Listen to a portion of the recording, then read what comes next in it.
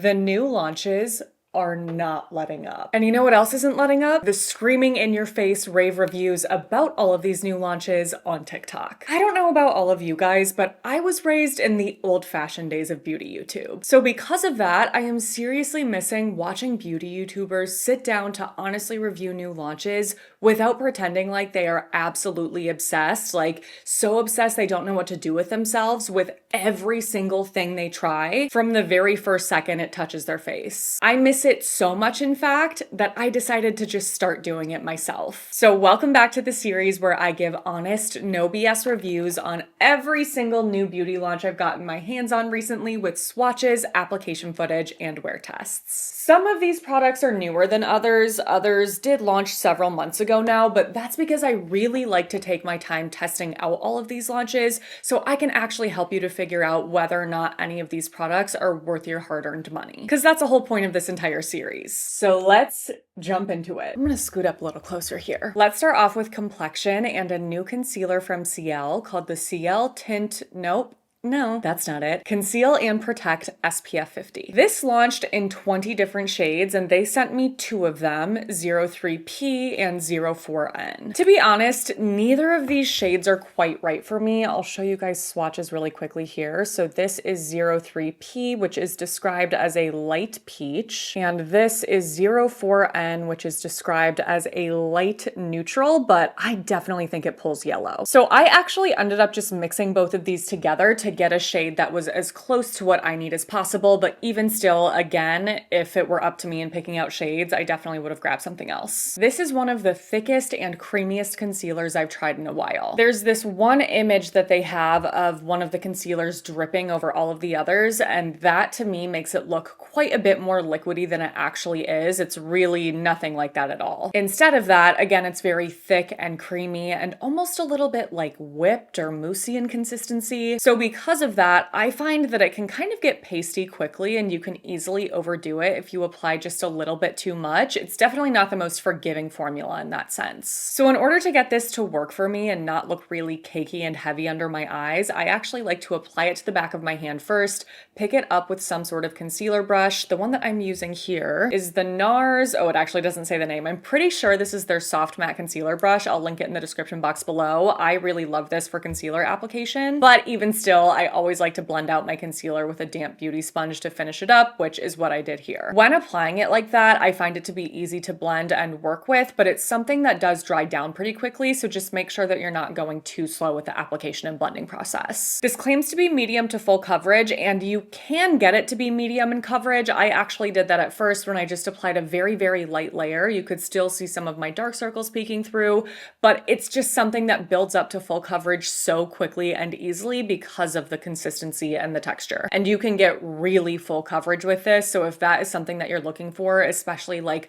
on blemishes or hyperpigmentation, I think that you would love that about this. This dries down to have a natural finish on me, but I do have to set it with powder pretty much right away because it does start to settle into my lines pretty quickly. That's a non-issue for me because I'm always setting my under eye concealer with powder. So what is most important to me is that after I set it, it doesn't heavily crease then, which this does not at all. It really holds up beautifully with a full day of wear if I am careful about the way that I apply it in the way that I just explained. There's no creasing, there's no heavy settling into lines. It just looks great. If you're okay with that and you're looking for something that can be built up to full coverage, that doesn't budge, that just wears really well, then I think that this is something that will be worth looking into for you. If, on the other hand, you prefer a concealer that is a bit more skin-like and fresh, has a little bit less coverage, is something that you can kind of just slap on and easily blend out and get good results with, then this is probably not going to be the one for you. I tested out so many freaking setting powders.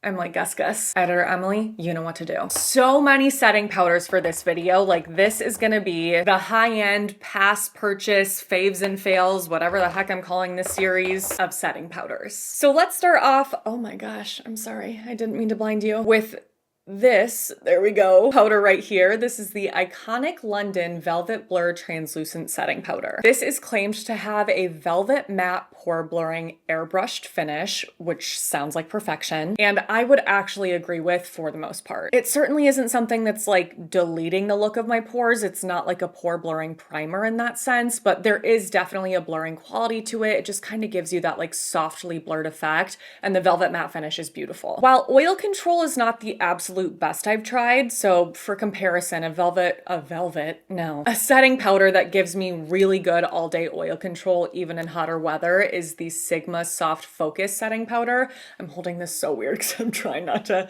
Blinded by the light. Where did that come from? Sigma is something that has amazing oil control for me, and I wouldn't say that Iconic London is quite at that level, but it still is good and controls oils enough to where my skin looks nice at the end of the day and it's not looking overly greasy. So if you, let's say, like run out of powder and you're really wanting to try something completely new, then this might be a really good powder for you to look into, because overall I do think that it's really nice. However, if you already have a setting powder that's like holy grail, just absolutely amazing for you, I don't know that you need to run out and buy this because there's nothing like groundbreaking going on here. It's very pretty, but I also have other setting powders that are very pretty too. Tower 28 also launched a setting powder. This is called the Get Ready Get Set Blur Powder, and they launched this in 4 shades. I was sent the shade Translucent and Palisades Pink. So translucent, obviously, Palisades Pink. I was very worried that this was going to end up just looking white on me. You guys are like, why would you be worried about that? Isn't that what you need? Watch it. But it doesn't. It is something that does just end up looking translucent for me. This is claimed to be blurring, smoothing, and sweat resistant, which this time I do not agree with at all. Instead of blurring and smoothing, I would say that this actually clings and settles, especially looking close up underneath my eyes and on top of my eyelids. It just does not look good. One of the days that I tried this out, I was actually having some dehydration going on, and this made my skin look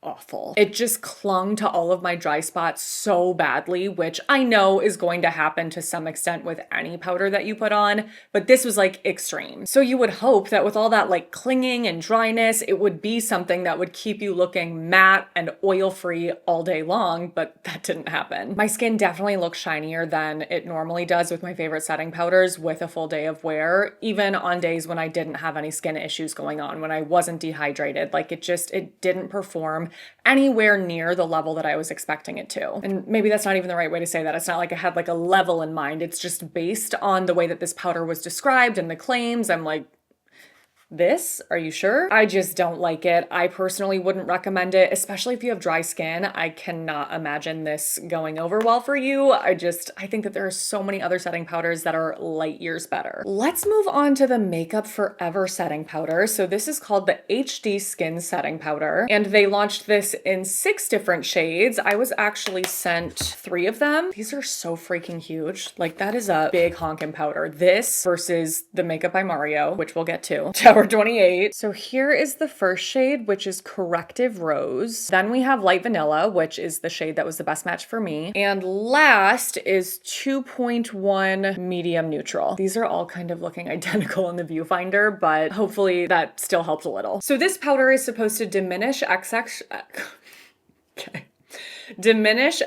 shine with a soft matte finish without enhancing texture, even on dry skin types. So with pretty much any setting powder that I try, right away after I apply it, it's gonna look very flat and matte and undimensional. But I feel like this looks like that for the first several hours. Like, it's just too flat, it's too powdery, it doesn't come to life like my favorite setting powders do within about like 20 or so minutes. Maybe it's not even 20 minutes, maybe it's shorter than that, but either way, this just stays looking super flat on me for too long for me to enjoy it. Especially because within that time, it starts to make my skin feel very dry and tight. And I can't remember the last time I had that experience with the powder. There's one other that I'll talk about that did make my skin feel a little bit dry, but nothing like this one, not to the level of this. It was like my skin was tight What's up with the claws? My skin was really tight. It felt like I hadn't put moisturizer on in like days. So I know that they said like even dry skin types can use this, but I cannot imagine anyone with dry skin enjoying this. One of the days that I tested this out, I got some footage several hours later because I went on a really warm walk. Oh my God, that makes me sad to think about that because it's currently 10 degrees outside. But after that warm walk, oh my gosh, it looked so much better. Just like I had more life to my face and it wasn't again so flat, but I'm like, I shouldn't have to go on like a borderline sweaty walk to get me to enjoy the way a powder looks. And unfortunately, while this does keep me looking matte with a full day of wear, it starts to just like cling and create the look of dry patches around my nose and mouth, which is definitely not something that I experience with the powders that I have in my collection. So this just didn't work out for me either, but if you have extremely oily skin, this might be just what you're looking for. Oh my God. On the opposite end of the spectrum, oh, I thought I had more than one of these. Maybe not. This is the new Makeup by Mario Surreal Skin Soft Blur Setting Powder, which I was sent in 2 shades. The pile of powder that is sitting in front of me right now. Oh my God, I need to be cut off. Whatever, I'll do it for the video. This is the first shade. It's called One Fair Pink. And the second shade that I have is oh my God, I need to be so careful, Light Neutral. There. That shows it better. I'll show you the first one like that too. This is Fair Pink. While I'm definitely fair, I don't have pink undertones, so I felt like this fair shade was not going to be the best match for me and did test out neutral light at first, but this one weirdly makes my foundation oxidize and ends up looking too dark on me, whereas the fair shade didn't do that for me at all. The main claims to fame for this powder are that it's supposed to blur and smooth with a natural finish for all-day shine control. What I really liked about this upon initial application was that I kind of had the opposite experience with Makeup Forever. It wasn't too flat and powdery. It didn't look too undimensional at first. But I did feel like this was emphasizing the texture on my forehead, so I don't think I would agree that this is super blurring. While I enjoyed this at first, by the end of the day, oh no. I looked straight up greasy just about 5 to 6 hours after applying this. So like not even a full 8-hour day. And I was like, oh no. Everything was just like greasy and creasy. So this one didn't quite work out for me either. The next new setting powder is from RMS Beauty. This is the Hydra setting powder. They launched it in 3 shades and I was sent the shade Light, which looks like this. This is the only one that I like noticed the texture of. I wish I could show you guys the powder that is everywhere right now. Nice. Like to the touch, it feels insanely silky, but also like, I don't know. All the other setting powders were kind of just like standard for me, really nothing to call out about the way that they felt. But this one, like as I'm applying it, I'm like, there's something different about this that I can't quite put my finger on, but to the touch, it's pure silk. So that must be what felt different. This RMS powder is supposed to be a skin perfecting, ultra fine, light reflecting powder with a silky texture, bouncy application, and filter-like finish. I don't know that I've ever tried a setting powder that has bouncy application. And you know what? Actually at that, I don't know about any of that based on my own experience because I look at the footage with this on and I don't necessarily see the skin perfecting or filter-like qualities. What I do notice is that this actually looks radiant on my skin, and here, I'll show you guys. You can like see that in the powder when you swatch it. I don't know if that's gonna pick up on camera like that. Can you like see this on my hand at all? Maybe not, but sitting here, I'm like, ah, yes, that would be why. And I can appreciate that in a setting powder. I think it's something that initially looks super beautiful, but typically the issue that I have with powders like that are like a little bit radiant, I'm thinking like the Hourglass Ambient setting powder, that's another one. It looks gorgeous at first, but a lot of the times those kinds of powders just don't end up looking great on me by the end of the day because again, I do lean oily. And I do feel like that was the case here. It definitely doesn't keep my oils at bay as much as I would like a setting powder to with a full day of wear. However, keep in mind that this footage here is once daylight savings had taken place. So this is like my least favorite time of year for wear test footage because I can't get the true finish of something because I have to use bright beauty lights because it's pitch black out, and bright lighting like this will always make skin look way more reflective than it actually does in person, just in natural light. But I don't get natural light to work with at this time of year. So I am tweaking with lighting a bunch. You're gonna probably notice that in the next several videos. I know even my last video had a completely different setup, different lighting. I'm just trying to figure it out so that I can give you guys the best viewing experience possible. I've got new lights on the way, a new mic. I just wanna like step up my game in 2025 and just make everything, yeah, as good as possible for you guys. So bear with me, working on it. But unfortunately, with a wear test like this in the dead of winter, there's only so much I can do because I need to create light so that you guys can see. I actually think that this makes my skin look better than Makeup by Mario, though. It does not look nearly as greasy as that one does. So I feel like this could be one that you really, really love if you have really dry skin, dehydrated skin, maybe mature skin. However, the only thing I'll say about it that would maybe make that not the case is that this was the other one that makes my skin just feel a little bit dry by the end of the day, but it's nothing like Makeup by Mario. No, Makeup Forever. Nothing like that where I'm like, okay, my skin actually kind of hurts. It's just like a little bit of dryness. Second to last for powder is the new Tarte Creaseless Setting Powder, which I don't know how many shades they originally launched this in, but I remember it only being shades that have like a color like this. Well, at least for fair skin, because they do have some like deeper tan shades that are more true skin tone shades, but the ones that they sent me are lavender, which is a very, very light lavender. It's like really cute to look at, and pink. I swear they also sent me the yellow shade, but I can't find it anywhere. So I'm like, am I making that up? But I have in my notes, yellow would be too dark. So because of that, I wanted to test out pink and lavender, and unfortunately, pink just does not work for my fair skin. I immediately see a pink cast when I put this on. I feel like it literally looks like I put on a mid-toned pink eyeshadow under my eyes. Lavender was definitely better in the sense that it wasn't quite as dark on my skin, but it still just looked purple. Like you can tell that there's purple under my eyes, which is just not something that I personally love.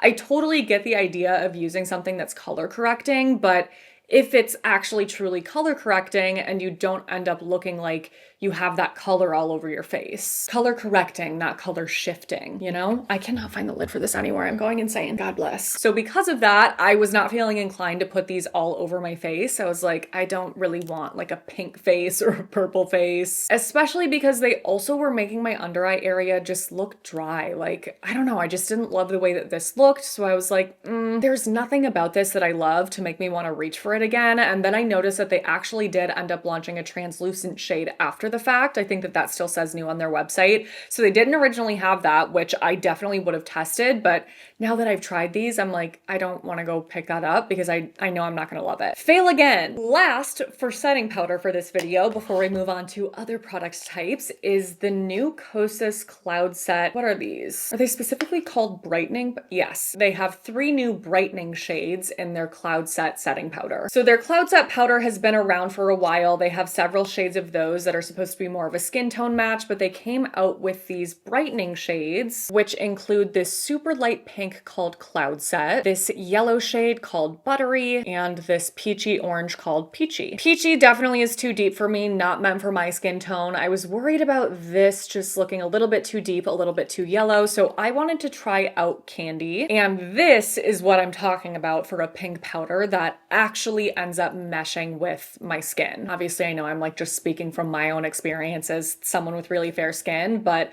compared to the Tarte pink powder, this was so much better. Definitely just brightened and didn't look too pink under my eyes. If you haven't tried this powder before, it is very nice. It's really soft. It makes my skin look soft and seamless. It wears well. Like overall, I think it's a very pretty setting powder. So if you were interested in some brightening shades like this, you might love it. But the only thing that I noticed is that I was seeing a ton of reviews about this actually crumbling. I saw it on Sephora's website. There were a lot of photos where people were showing this setting powder just completely crumbled. I think it was mostly from shipping because I was seeing a lot of reviews saying like, ordered this online, sent it to me, here it is, and it's completely crumbled. That did not happen to me when these were sent to me. They came in perfect condition, but wanted to call that out in case you were interested. Maybe pick it up in store instead of ordering it online. So overall, with all of these setting powders, powders, I think the Kosas powders are a win and the Iconic London powder is a win, but other than that, not a lot that worked for me. Moving on from powder, let's talk about bronzer. I have a few new bronzers I tried out. The first is the Dibs The Duet Baked Bronzer Duo. They have 4 shades in this and I was sent 2 of them. I love just when products are packed like this. I think it looks so beautiful. So this is the lighter of the 2. Obviously it's called Vanilla Latte and this one is Caramel Cappuccino. Look how cute these look. This is supposed to be a baked bronzer and marble glow shimmer duo. So obviously we have a baked bronzer on one side and then the alleged marble glow shimmer. I wouldn't really say it's like straight up shimmery. It's more like subtly radiant, which I think is super pretty. And also this kind of smells like hot chocolate. Yum. Based on how Vanilla Latte looks in the pan, like this looks just like it's straight up neutral. I was hoping that that's the effect I would get on my cheeks. I love a neutral bronzer this time of year for obvious reasons, especially because they're so hard to find. But this, when I swirl it all together, still ends up pulling very much warm on my skin. So like here, I'll show you with a swatch. So there's the 2 mixed together. I'll do that with Caramel Cappuccino too, in case that was the shade that you were interested in. Vanilla Latte, Caramel Cappuccino. Obviously not gonna work for me, but I might keep this for the summer actually. That might be good in the summer. So while this wasn't exactly what I was expecting for the shade, I still think that overall it's a pretty shade. It's not something that looks too overly warm or orange on me. I just would love an even more neutral option. Based on how this was described, I thought it was gonna be really, really radiant, like more in line with the Hourglass bronzers, but these are actually a bit more subtle than that, which I think is really pretty. I'd say it's more of like a satiny finish with some subtle radiance, and it's something that is really easy to build up in terms of pigment. It starts off light, but you can build it up to more if you would like to. Overall, something that I think is really easy to work with, looks really pretty on the skin, and also looks pretty by end of day because it has great wear. So I am definitely going to keep this for now and continue playing around with it. I feel like it takes me a long time to want to replace something that I really love in my collection with a new product, and that's kind of how I'm feeling about this. Like maybe I'll want to do that in time, but right now I wouldn't say that there's a bronzer that I would want to get rid of to replace it with this, if that helps you to figure out if you want to buy this or not. We'll see. Maybe she'll end up becoming a favorite, but it's too soon to tell. CL also came out with some bronzing, are we gonna call these bronzing drops? So this is the Bronze and Protect Bronzing Concentrate. Oh, it says a bronzing drop concentrate that can be mixed with skincare, makeup, or used as a bronzer. It has SPF 50 and they launched this in 2 shades. They did send me both of them, Bronze 1 and Bronze 2. Here's Bronze 1 and here's Bronze 2. I applied Bronze 1, which I do think ends up looking a little bit muddy on me. But aside from that, in terms of texture, feel, and application, it's something that I do really like the feel of and like applying. It's a really thin, liquidy texture with some slip to it, and it's something that's very easy to build and blend. I would say that this has sheer to light pigment and a very juicy, radiant finish. It's something that I do need to set with setting powder, and it does kind of like sheer out in color a bit when I do that, but I was actually able to build this back up just right on top of the powder, and it blended easily for me then too. No issues, didn't break up my makeup. Muddiness in the shade aside, as a bronzer, this is just something that's not quite for me, like based on my own personal preference with bronzer. It's just a bit too sheer and reflective. I definitely prefer something that has a little bit more pigment and a little bit more of like, I don't know, a soft matte finish. I do like some radiance, but not quite to this level. But it still is really pretty if you're somebody that does want a more fresh, natural looking bronzer. As an all over bronzing product mixed in with skincare or foundation, I can't speak to that at this point in time because obviously I can't mix either of these with my skincare. Can you imagine what I'd look like? But I will test it out like that this summer, and maybe it'll be a good like match my self-tanned body to my face situation. So a pass for me right now, but something that I might change my mind on this summer when I test it out differently. Okay, so one of these is new, one is not. Persona sent me their newest shade in their blush multi-stick. The shade is Carmel, which I believe they have in a powder blush. I feel like I remember looking at that. But they also sent me their bronze multi-stick in that PR package, so I figured I would just include it in this review since both of these formulas are new to me. So let's start with a bronzer. This is the last bronzer I have to talk about for this video. This is their bronze multi-stick in the shade Mojave. They do have this in 4 shades, but again, this is what I was sent. It is Mojave. The texture of this is so creamy and slippery, like it just glides across my skin, but it's also on the thinner side. Like it's not wet and heavy and creamy and slippy. You know what I mean? I feel like that happens a lot with cream products that have that kind of feel.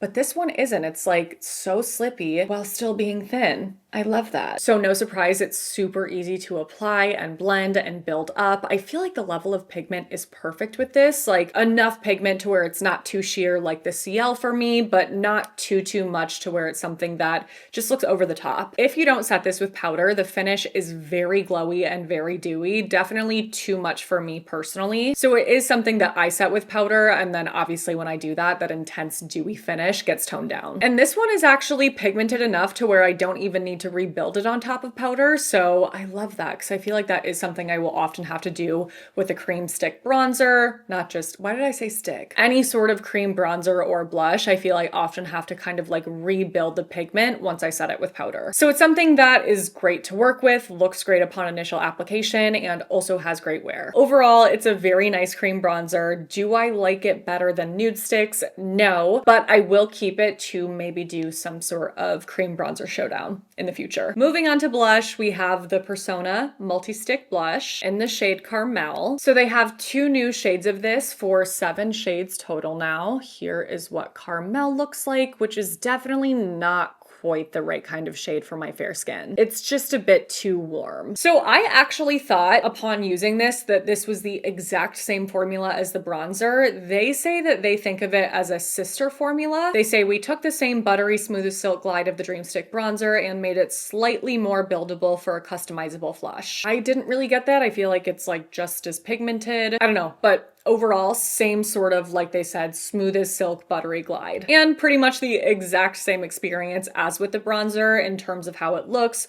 how it sets with powder, how it wears, like all of that was identical for me. So if you are interested in more cream blushes, you can find a shade in this lineup that you really love, then it is something that I think performs well and just is like good overall. Not something that I'm going to keep in my collection because I'm not obsessed with the shade. Moving on to a blush that is certainly not brand new anymore, but my God, was like one of the most viral blushes of the year. I don't even remember when I bought this. Like, I'm like, was this summer? When did this happen? I don't know. I used to be on the Rhode PR list at one point, but I am no longer. This is the Rhode Pocket Blush, which just everyone and their moms was screaming about on TikTok. It is available in 6 different shades, and I purchased 3 of them, including Sleepy Girl, Freckle, and Toasted Teddy. Was definitely bummed when I swatched these 2. I don't know why I was feeling like, based on the images, they would work better for me, but definitely a no. So Sleepy Girl's the only one that I can really use and like the look of, but this shade is gorgeous. What is not gorgeous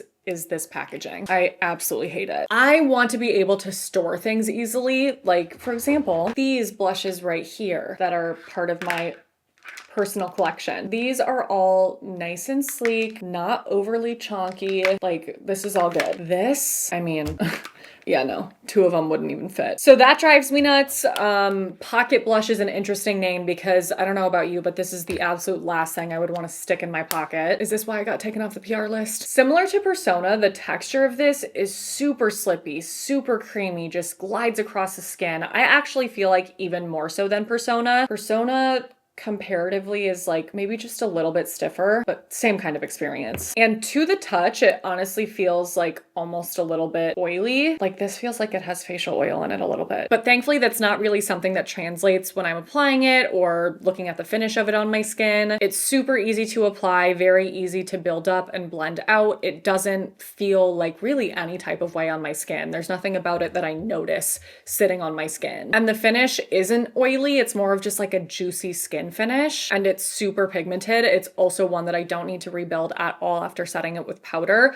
Obviously, setting it with powder tones down the initial finish of it, but that finish isn't oily like I was worried about when feeling it. It's more of just like a juicy, fresh skin finish. So honestly, like, very nice all around, including wear. It holds up well all day. It doesn't break up. I have to say I am really impressed with this, even though I really didn't want to be. I feel like I've just gotten to this point where I am turned off by products like this when they are so overhyped on social media and it's all anyone can post about. I'm like, oh my God. But I do actually understand the hype here. I think that this is a really gorgeous cream blush and something that is definitely as good as nude sticks to me, just in a slightly different way, like definitely different kind of texture and application and finish. Well, they do also have a dewy one. I'm thinking about their matte version, but that's always my benchmark for my favorite cream blush. And I would say that this is right up there with that. The only thing about it is that I just can't really find any other shades that I think are going to work for me. So at this point in time, the only one that I'm going to keep is the one that I tried, which is Sleepy Girl. The last cream blush, well, actually this is a liquid blush that I tried, is the Giorgio Armani Luminous Silk Cheek Tint. Looking at this now, I'm like, I actually don't know if this is a brand new launch or just something that they sent to me in PR. We'll review it nonetheless. They sent me 3 different shades out of the 6 that they have, including Rosy Peach, which I gotta be honest, I am confused by the name of. This is just like a straight up orange peach to me. Delicate Mauve and Flaming Red. Reminds me of Hot Cheetos. So this is supposed to have light coverage and it doesn't look like that from the swatches, but it is something that is lighter in coverage when you start to apply it. I can build it up to have a little bit more than that, but surprisingly, again, based on the swatches, not a ton. And for whatever reason, this light peach shade is significantly more sheer in pigment than the other 2 for me personally. Because this formula is pretty thin and on more of the watery side than like really creamy or slippy, I did notice that it dries down on the back of my hand pretty quickly, which is how I always like to apply a blush like this. Put it on the back of my hand, then pick it up there. So if you like to apply it that way too, then just know that you do want to work a bit more quickly with it than maybe something else like the Rare Beauty blushes, which don't dry as fast. So this is supposed to have a luminous finish, but compared to something like the Road Cream Bronzer or Persona, it's definitely much more toned down than that. I would say it's more of like a natural satin finish for me. With powder, I do think that it just ends up looking too sheer and washed out because of the fact that it's starting off as a lighter pigment product. So it's something that I would either just like not set with powder because of the fact that it's not super wet and juicy, or would build back up on top of powder, which in this case I can. I think that this is pretty enough, but for $39, I just don't know that there's anything about this that I'm obsessed with. Like looking at the footage, I'm like, yeah, like it's nice, but is it amazing, incredible, something I'm obsessed with? Definitely not. And I would say the same for the end of day footage. Like I can still see it there, but I don't know. I'm not obsessed with this. So while there's really nothing about this that I feel like I can specifically pinpoint as being bad, because I don't think it's bad, I just, again, I'm not obsessed, and that is a requirement for me for keeping products. I have to either be immediately obsessed or impressed enough to want to keep using it and playing around with it, and I don't feel that way about these. Highlighter time. I only have one highlighter to review. It's the Anastasia Beverly Hills Glow Seeker highlighter, which I believe they had originally launched like over a year ago in just one shade, but then they came out with a second. Oh wait, and a third. They have 3 shades now. So maybe it was that they launched, I don't know. They at one point had just 1 or 2, and now there's a couple more options. They sent me these 2 shades right here, which are Ethereal and oh, sorry, my fingers are blocking that. Ethereal, Enchanted. They look like so stunning in the pan. Show you swatch, Ethereal, Enchanted. In the pan, these look like they would be the glassiest, most beautiful highlight ever. Like they have that look to them in the pan, but it does not end up looking like that on my cheeks. I mean, from afar, I feel like it maybe still does, but up close, it's just straight up dry glitter. It's just not my kind of highlight, so yeah, I wouldn't recommend. Don't really get the hype here. Moving on to eyes, I have a couple mascaras. I have a brow gel, a primer. Where is that gel? I was so freaking excited about this. This is the Anastasia Beverly Hills Brow Freeze Gel. So they launched that original Brow Freeze several years ago now, and they did come out with a brow gel version. So I was super excited to test this out. I had really high hopes for it, but you guys, this does nothing for me, at least with one coat. So with one coat, I'm like, where is it? Does not lift my brows, just doesn't do anything that I would want a brow gel to do. And it's something that does have like a little bit of a heavier, wetter texture. So because of that, I was like, all right, let's let it kind of like set a tiny bit and then add a second coat. And a second coat definitely does help, but not enough to make this perform well for me. It's not something that holds up throughout the day, even like for an hour or two. I feel like my brows pretty much fall immediately. And it's something that can actually flake really easily if you wait too long to double coat it. It's like you have to get the timing of that second coat perfectly. Otherwise, you'll end up with just like gross flakes all over your brows. I'm sad about this one. I'm sure that this would work well for a lot of people. I just have problem brows and it's really difficult for me to find brow gels that work really well for me and lift and hold. And this just isn't one of them. Too Faced came out with a lash primer. This is their Better Than Sex Foreplay Primer. And my first impression, honestly, was like, ooh, this packaging is hefty. This is a heavy wand. Here is what the wand looks like. It has plastic bristles, a slight curve, and obviously, as you just saw, the formula isn't white like a lot of other lash primers, but is black. So that surprised me, and I was also surprised by how this felt at first, because I feel like all of the lash primers that I'm used to using and testing out are a bit like wet and kind of creamy almost. This was not like that at all. It's actually pretty dry, and I wouldn't say it's super thin, but it's just a different experience in those. Drier and thinner for sure. So I was actually pleasantly my God.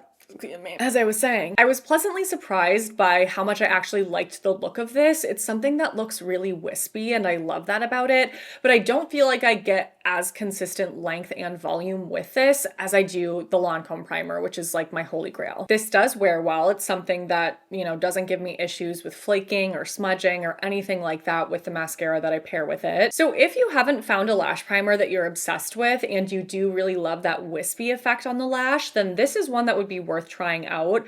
Not my personal favorite. I still prefer Lancome, but again, I was like, this is good. Next, we have the Charlotte Tilbury Exagger Eyes Volume Mascara, which has even heavier packaging. Like, this thing is heavy. Here is the wand. It is also curved, but this has soft bristles. This formula is on the wet, thick side for sure, and it's something that you can layer to get great volume, but it does get clumpy. Like, enough that I had to separate it with tweezers to make this wearable for me. But the length is average, so overall, it's not really a look that I'm like super impressed with, and the formula definitely does feel heavy, kind of like it's weighing down my lashes. So I would imagine that's what's preventing it from having more of a curled, lifted look. The pro for me with this was wear. I didn't have any flaking or smudging. I feel like, it held up good enough compared to how it looked when I applied it. But by itself, I just don't think that this is worth $30. And I actually also tried this on top of my Maybelline Lash Sensational mascara.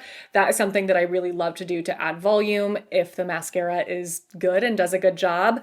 But that just confirms to me that I don't think this is worth the money because I feel like I can get way better results that are less clumpy with a mascara that's a fraction of the cost. Last is the newest launch in this entire video, I think, and it's actually what I have on my eyes right now. It is the new Haus Labs B-Structural Volumizing and Lengthening Mascara. So this is supposed to be a biotech enhanced mascara. There are also a lot of like interesting claims about this. It's supposed to fortify lashes with continued use to reduce lash loss. I'm always like hesitant to believe claims like that when I see them, but in looking at the ingredients, I'm like, okay, this actually could be promising for things of that nature because this has peptides in it, castor oil, hydrolyzed rice protein. I'm like, I don't know that I have faith in that to do much for lash loss. But yeah, strangely like a mascara with really nice ingredients, which I feel like we don't often see. Similar to the Too Faced primer, when I first started applying this, I was like, oh my God, I'm gonna hate this because it's really dry and really thin compared to my favorite mascaras. But wow, was I wrong. This layers and builds so well. I can get such beautiful separated volume with this. I think that's what I love most about it is like how much volume it gives with still separation. Like I can see my individual lashes. They're not all clumped together. I love that. The length is good. It's definitely not like the most length I've ever had, but all around, I really am impressed with how this looks. The biggest downside to it is that it doesn't really add a ton of curl. So when I first applied it, this footage here is without any lash curler. And then I also got footage with a lash curler. So that's how I'm wearing it today. Lash curler and this mascara. Still not as curled as some of my favorites, but again, overall impressed. It looks really pretty and it also holds up well. No smudging, no flaking, no nothing. So this is one that I am definitely going to keep for, well, I was gonna say my next mascara showdown, but I think my next one would definitely be a drugstore one. So I'm like, I don't know, the next time I'll do a high-end one. I'll probably have to repurchase by then because it'll be dried out. Oh, and the last thing I wanted to call out about this is that the color is something that I also really like because it's a softer black than a lot of mascaras that are like inky jet black.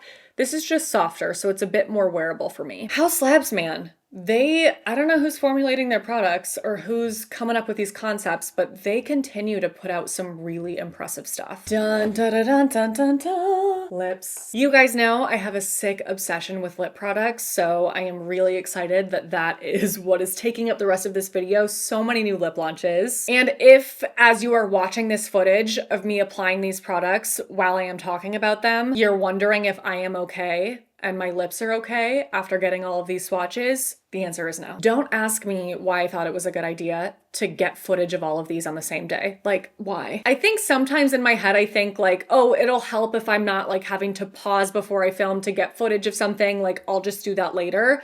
But oh my God, I'm not gonna ever do that again. Let's start off with something that I kind of reviewed in my lip balm showdown. If you don't know what I'm talking about, I posted a video reviewing 55 tube lip balms, and the untinted or clear version of this was one of those that I reviewed. So I'll list that review below if you haven't seen that yet and you would like to watch it.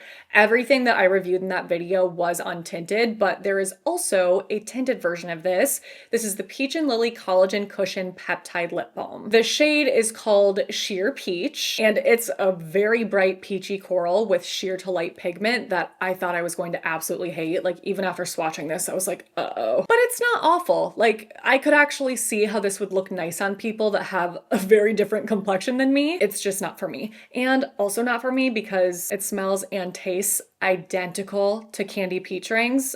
And you guys know how I loathe that. Loathing. Not over wicked, by the way. I'm gonna spare you on reading through all of the beneficial ingredients in this. I already did that in my lip balm showdown. There are truly so many. Oils, butters, peptides, hydrating extracts. There's a lot going on here. Color aside, the finish of this is really nice and glossy. I feel like it has a little bit of that kind of like smoothing effect to it just because of the way that it lays down and yeah, like glosses up on the lips. What? It has good lasting power for me, and in terms of conditioning, I would say it's also good, but I just found myself not being as impressed with this as I was my absolute favorites in that lip balm showdown. Like there were others for me that just like felt so insanely amazing, kept my lips feeling conditioned for super long, lasted really long, and this one was really good, but just like not quite to that level. If this was in a shade that I was obsessed with, it's something that I would probably keep because like I like it enough, and if there's a shade that I love, I can't help myself. But this is just not something that I'm gonna keep because of what you guys saw with the shade. I need to touch up my lip color. What should I put on? Should we do this? Oh wait, this is actually next. I swear I didn't plan that. Okay, these smell identical to the chewable Flintstone gummies. Not these, it's actually literally only this specific fragrance. Let's back up. This is the Ole Henriksen Pout Preserve Peptide Lip Treatment, which by the way, I saw a comment on that lip balm showdown, like, I don't know how Americans come up with that pronunciation of Ula, but I literally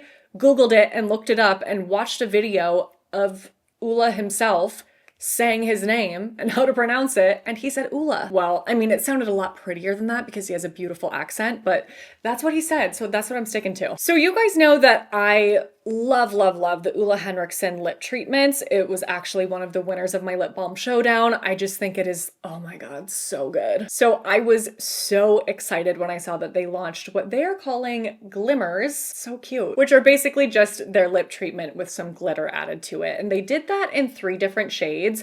I thought that this was an interesting approach. Instead of coming out with new shades or just like something different for this glimmer range, they just took what they already have. So this is the original Citrus Sunshine. Then this one that I said tastes like Flintstone vitamins is their Lingonberry Jam. And then Creme Brulee. So these are all shades that they already have without shimmer, but then they just added shimmer to them. I will tell you a little bit about these lip treatments if you're not familiar while I am swatching them. These are thick, thick, thick. So thick. They're buttery, they're creamy, they're like melty a little bit too, but not so much so that it's melting off your lips. Like it's stiff enough to maintain its texture. They are definitely a little bit tacky, but it's nothing that bothers me. It's not to the point of feeling sticky or uncomfortable. Overall, this is just, oh my gosh, such an amazing lip treatment. So Citrus Sunshine, Lingonberry Jam, Creme Brulee. I don't know if you can see those shimmers in there. There we go. Creme Brulee, you guys, smells so good. The sheer to light pigment that these have with the glitter added gives this the most beautiful iridescent look. It is like slightly metallic, but not like a full-on metal frosty lip. I just think it makes it look even more juicy and dimensional on my lips. I love it. The one that I don't love is the original though. I feel like with the glitters that they added, it just kind of looks like yellowy on my lips, which doesn't do my teeth or my complexion any favors. And the Creme Brulee shade also ends up pulling a bit warm as well. It's not like this packaging, unfortunately. That would be stunning. So that was the only bummer with this. If they came out with just like completely new shades with this glimmery effect, I'd buy every single one. Another lip balm that I reviewed in that showdown that now has a variation that they've launched is the Topical Slick Salve Balm. This is now their acai lip balm. So the one that I reviewed, I think was like mint, something mint. It was untinted and had a very minty feel and taste. This one is said to have a buildable berry tint with a subtle fruity scent. And it is subtly fruity, but honestly, it like smells and tastes more like oil to me than fruit, which I just don't love. I also feel like this looks much more reddish brown in the photos that they show on their website. In person, it definitely looks like a true, very purpley mauve. I found this a bit messy and difficult to work with. Like, as I was trying to build this up and get the color to apply evenly, I felt like it was streaking easily, and then if I rubbed my lips together, I would end up with like weird lines. I'm sure that's mostly because of my skin tone and this just like not being the best shade for me. I bet it would be a much more seamless experience for you if you did have a deeper skin tone, but because of that, I'll never reach for this, so it really doesn't make sense for me to keep it.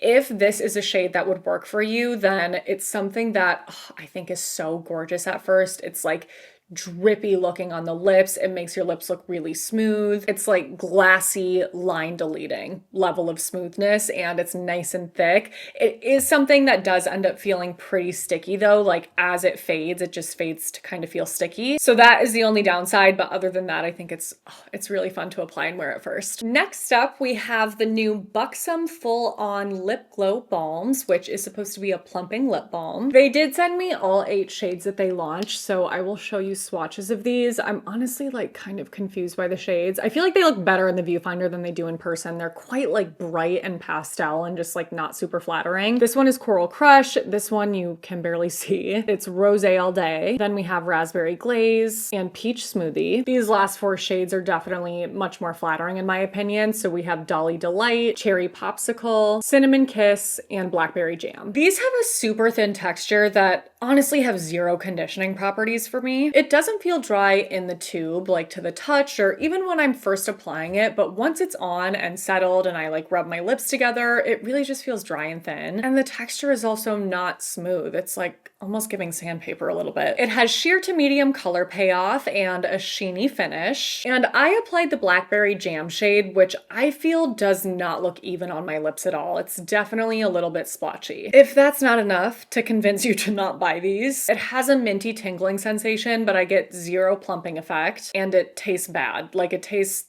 producty and weird. So I did not do a wear test with these because I don't want these on my lips. I would not recommend these. I think that there are tinted lip balms that are 100 times better than these across the board. Bare Minerals came out with a similar kind of product. It is their Gloss Balm Stick. Hi, you wanna come up here? Oh, did you wanna say hi to everybody? You too.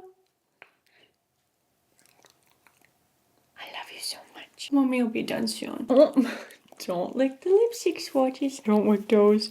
That's super not good for belly. I love you too. So much it makes me sick. Nobody will ever be you perfect peanut. Sweetest pie. You're the sweetest girl mommy's ever seen. So they came out with 6 shades and they came out with 8 and sent me 6, including affection, soul, friendship, grateful, strength, and devotion. These are definitely softer and smoother than Buxom, but they're still on the thin side. They have sheer to light color payoff and initially have a sheeny finish, but if you layer the product and build it up, it really makes that finish pop and looks glossy. With both of the shades that I applied, I feel like the pigment is just not as even as I would love for it to be. And while the taste is not as offensive to me as with Buxom, they do still have kind of like a sandy, plasticky taste to them. So there's nothing like super bad about these. I think that they're decent. There's just nothing special enough to like make me want to keep these in my collection or to make me love them. Next up, we have a new lipstick launch from RMS. This is called their Legendary Serum Lipstick, which actually they did originally launch in like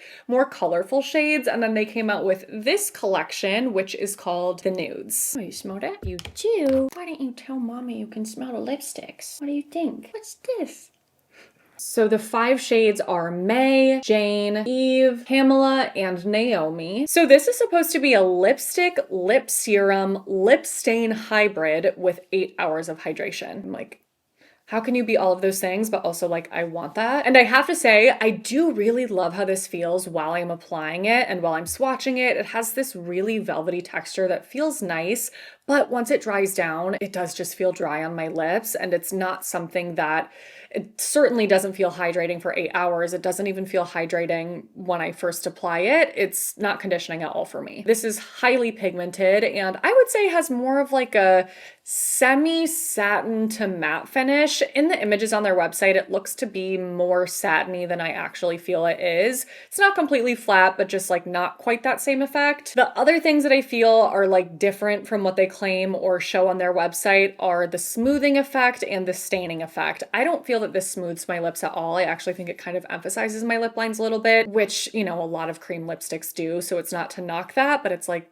when you say that. And I also don't think that this stains my lips at all, but it does have good lasting power for a lipstick. So overall, I would say my biggest complaint with this is just that like it doesn't meet the expectations that they set. But if I ignore all of those expectations, it's a very nice lipstick. It's just not for me personally. You guys know I don't wear like super pigmented kind of matte lip products like this, and I definitely prefer something that feels more comfortable. NARS also launched lipsticks, or should I say like relaunched, because they actually got rid of the lipstick that they had in place of this before. So they had a lipstick before called their Audacious lipstick. That looks to be discontinued, and this is now in place of that, which is their Explicit lipstick. They definitely updated the packaging here. I actually think the packaging is beautiful. It's very like luxe. It has this magnetic closure. I do appreciate that touch, I have to say. And this is supposed to offer a creamy feel, vibrant color payoff, and a satin finish. They do have a ton of different shades, which I believe they also had for their Audacious lipstick. They have 18 shades, and I'm like kind of bummed looking at them because I did not get like a single shade that I feel would look flattering on me. Obviously, I'm never going to complain about getting PR. It helps me to film videos like this and share reviews, but I'm seeing a lot of really cute shades. And the ones that I got just, yeah, are like pretty vampy and dark. So let's swatch them. So here are the shades that I was sent, which are Unauthorized, No Rules, Exposed, Body Heat, and Rendezvous. The one thing about the packaging that I don't like that I forgot to mention is that it's, well, like I said, it has that magnetic closure. And because of that, like if you wanted multiple of these, they repel each other. And so it is annoying when I'm trying to store them because they won't like stick together. In terms of the actual lipstick itself, from what I remember of the Audacious lipsticks, it's been a while since I tried them, but like several years ago I did. I remember those being a lot more comfortable than these. Like these to me feel thinner, less creamy, less comfortable. I don't hate the texture, I just definitely don't love it. It's a bit too thin and dry for my liking. In the case of the shades that I was sent, I think that the formula actually pairs well with it because it's not something that's gonna be like melty and creamy and bleed or slide on your lips. redness, which definitely tends to happen with creamy lip formulas that are very rich in color like these. I think wear for these is standard for a lipstick. I know that they say it's supposed to be long wear, but I don't really experience that with these. So aside from the packaging, I feel like there's really nothing that special about these. I honestly don't really know why they like discontinued that OG formula that was so well loved to replace it with this, which just doesn't feel as nice. If I loved the texture of these, I would be inclined to test out some shades that I would maybe like better. I'd probably like sheer them out and add lip gloss on top, but I don't know. I'm enjoying playing around with stuff like this. I don't feel like I'll be wearing anything like this in my everyday life anytime soon. Moving on to lip oils and glosses, Say actually also came out with a glitterified version of a product they already have, which is their Glossy Bounce Lip Oil. So they have 3 new shades. They are, well, let me swatch them. Shake, Disco, and Remix. And in this formula, I can actually feel the glitter a little bit. That was something that I forgot to mention with the Ulla Henriksen Glimmers. Those I don't feel the glitter at all.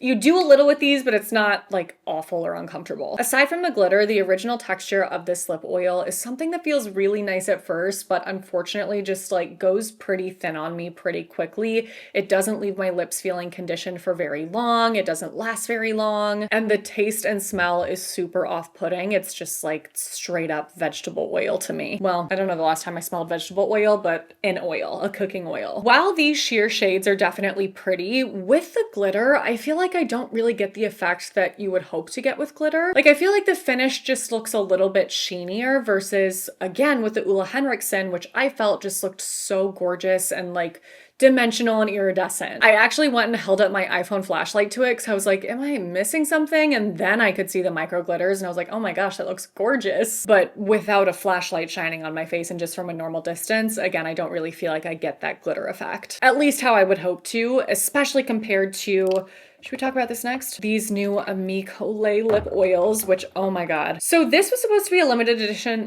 what? Limited edition holiday launch, but at the time of me filming this video, you can still get your hands on this. This is the Ami Colé Lip Oil Midnight Kiss Duo. They came out with glitter versions of their lip oil.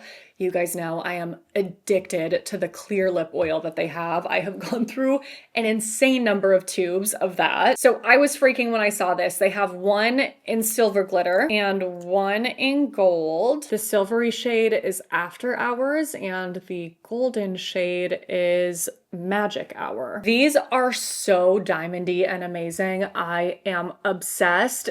You can feel a tiny bit of the glitter, but really not that much. Like it's pretty subtle. And then other than that, you have the amazing texture of the Ami Colé lip oil. Oh my God. Thick, cushy, just like hugs my lips. Oh my God, I'm obsessed. And this is another that like by itself has a really high shine finish, but is just even more gorgeous with glitter. So if you are interested in a glittery diamondy lip oil, I would 100% go for Ami Colé over Say. RMS, there's a lot of RMS in this video. They also launched a lip oil, which is called their Legendary Lip Oil. They have 7 really gorgeous shades that have sheer to light pigment and 1 clear option. I was sent 5 of the 7 shades, including Lucia, Elle, Amber, Mila, and Lily. The first issue that I have with this is the packaging. I cannot get enough products to pick up on this doe foot. I have to like redunk it and try to like scoop it in there 700 times, and even still I feel like it's not enough. Like I feel like you can see here, the product only gets on the very tip of the doe foot. The rest of it is blank. Like what? Which makes this really dry and uncomfortable to apply because this whole doe foot, it's like I'm exfoliating my lips while trying to get this on. Once I do finally get enough product on my lips, I do really like the texture at first. I would say that it's a soft jelly-like texture that's not too thin and not too thick. I definitely don't get the high impact shine that they say that these are supposed to give, but I actually really love the level of shine. I think it's pretty,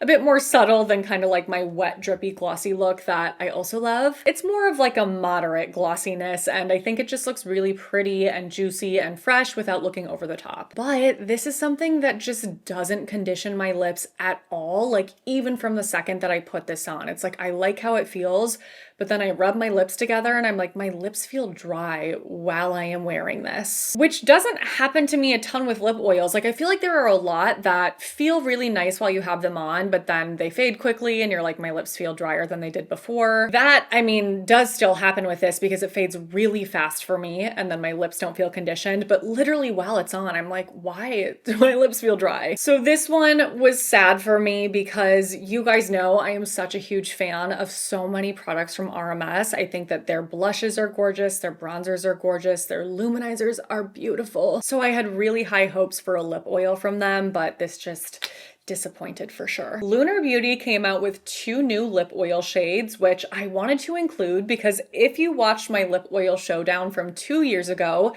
then you will know that I love this formula. Actually, now that we're on that topic, I think I'm gonna do an updated lip oil showdown because I feel like so many have launched since I first created that, like more on par with my lip balm showdown where I'm testing like an insane number. I'm scared, but I feel like there are just so many that are now not included in that video that I'm like, I need an updated comprehensive lip oil showdown. What's wrong with me? I don't know. Okay, so the shades that they launched are this really light milky sheer pink. It's called Bite Me, and they call this a sheer ballet pink. That is such a cute way to describe that. And then this shade right here called Love Me, which is described as a sheer warm berry pink. It is so unique and pretty. Like, this is gorgeous. Their lip oils vary in smell, and that is actually the biggest reason why I feel like I stopped using the clear Lunar Beauty lip oil because I think it has like a mango-like smell, and that's just not something that I want to reach for all the time. I have to be in the mood for it, and I'm not always in the mood for that. These are different. They say it has a fresh, fruity scent, and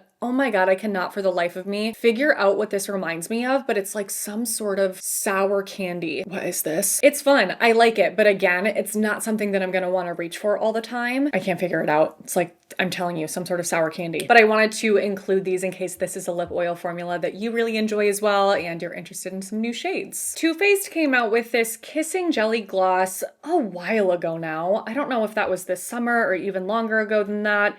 This is a Juicy Lip Oil Gloss Hybrid, which I feel like is what every lip oil is these days. And I remember seeing the original launch of this and just like not really being interested in any of the shades. I felt like, I mean, some of these I'm looking at the website, I'm like, this looks pretty. But overall, I remember seeing this launch and being like, that looks like it's for little kids. Like, this packaging and some of the colors and the fragrances. So they have like a yellow pina colada, a blue cotton candy, a purple grape soda, a pink bubble gum. A lot of that, I mean, like some of those pinks are beautiful, but I'm like, grape soda, bubble gum, no thank you. However, when they launched a birthday cake version, I was like, okay, I'm in. So this is Birthday Kiss, which still says limited edition, but I feel like this has been out for a while now. It's supposed to be a shimmering magenta with blue and pink sparkle. And my God, does it smell good.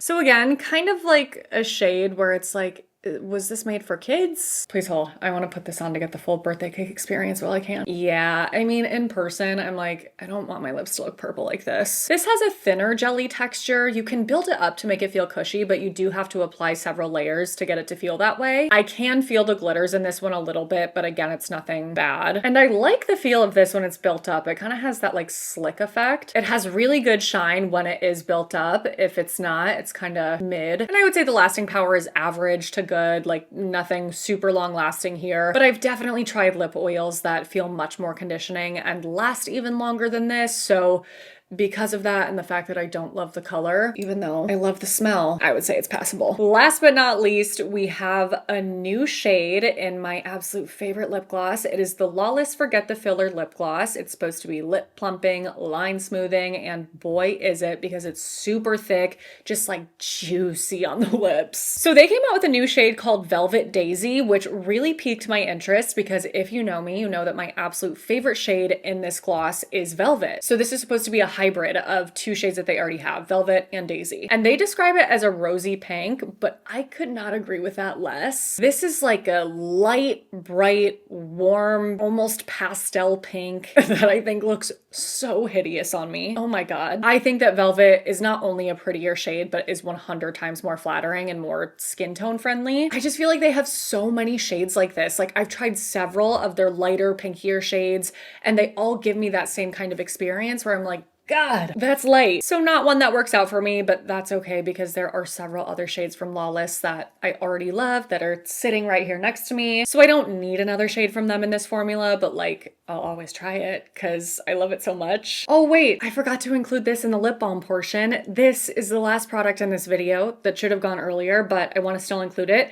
It is the Live Tinted Unity Balm, which I actually am also gonna apply to get the full caramely vanilla experience because this is in the shade Caramel Glaze and it's supposed to smell like caramel vanilla, which it does. It is delicious. It's not too overpowering. Oh my gosh, I love it. So this only launched in this one shade Caramel Glaze. It is a sheer to light warm brown tint that on me, like in the viewfinder it doesn't look as bad, but in person I just feel like it pulls a bit too orange to like be as flattering as I want it to be, which I'm really bummed about because the texture of this is so nice. It's definitely much lighter weight than something like Ulla Henriksen or the Edam lip balm that you guys know I love, but it feels so good. It's soft, it's kind of jelly. It has a really juicy glossy finish that I think has like a smoothing effect. It makes my lips look really plump. Oh, I think this is so nice, and like that combined with the amazing smell. I'm so sad that the shade doesn't work out for me. So I will be sitting here waiting for a clear version for other shades. Please Live Tinted. Okay, maybe not because like not that I need another lip balm in my life, but like I told you guys in that lip balm showdown video, I just like to have different versions of the same kind of product for when I'm in the mood for something different. So like if I don't want something super thick and creamy, this would be perfect. All right, you guys. Oh my gosh, that is it for another insanely long,